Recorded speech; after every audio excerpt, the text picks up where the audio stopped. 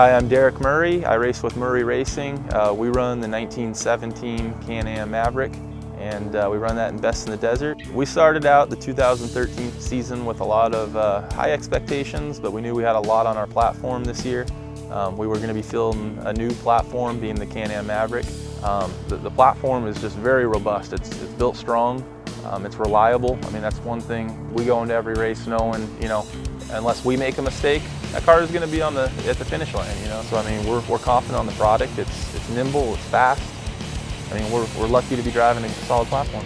Growing up, we loved Can-Am. We loved the Road Tax engines. We always had Sea-Doos and things of that nature. So I knew when Can-Am was coming out with the unit, I knew it was going to be a fast, reliable, strong unit. So it was kind of a very easy transition for us. When that was available, we jumped right in. There's a couple Can-Ams out there, one of which is driven by Corey Sappington. He's our fellow teammate with Can-Am. I've always been a huge advocate of Corey Sappington. He'll drop virtually anything to help you out at a moment's notice and not really expect anything back of it, And then I got the opportunity to go out to Phoenix and build our vehicle with him. And I got to spend 2 months not only with him, but his family. I got to really get to know who he is. He's such a great guy, such a great family guy, and off-road racing is his passion. The group of guys that race in the class, we're all competitive, but at the end of the day, we all want to have fun and enjoy ourselves. And so, after the race is over, we all go meet somewhere and have a beer and tell stories about the race. And it's got a lot of camaraderie, like you would have in like an off-road club or something, but it's still racing and competitive and breeds that competitive spirit. Going into the first race of the season, you kind of have those first race jitters, but having our commander, we knew that we weren't really going for the win at that point. We just wanted to finish the race, keep our streak alive. I think it was 25 plus finishes in Best in the Desert now, and set ourselves up for a successful 2013 season. It was a blur from January to, I'd say, March. I mean, it was a lot of sleepless nights, going 110%.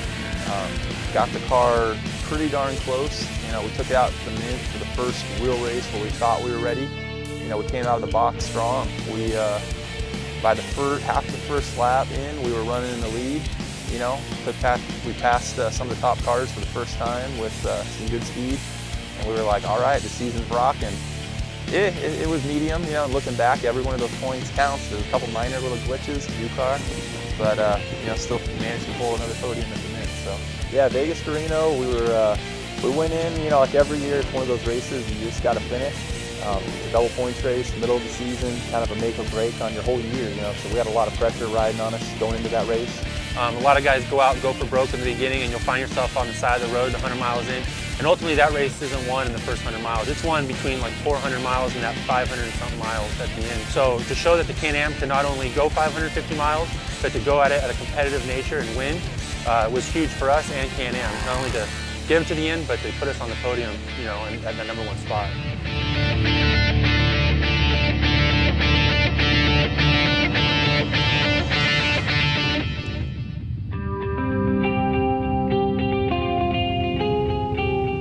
Henderson was a little bit of a mind game internally for us because we finished so well all season, and in the back of your head you're going, all right, is everything going to go as well as it had, and you can do everything right, but you always have the variable, So we had the car prepped, it was ready to go. We had that thing dialed before we even went to Mexico.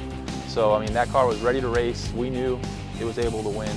But at the same time, we knew we'd go for the win, we'd go for the championship, but if one mistake happened, it could be the difference between us dropping out of the top 3.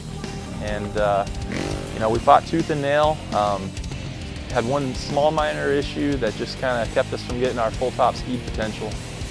So it set us back a little bit, but we did everything we could do. We were happy with the result. Another podium, tied for the championship. It just wasn't in the cards this year.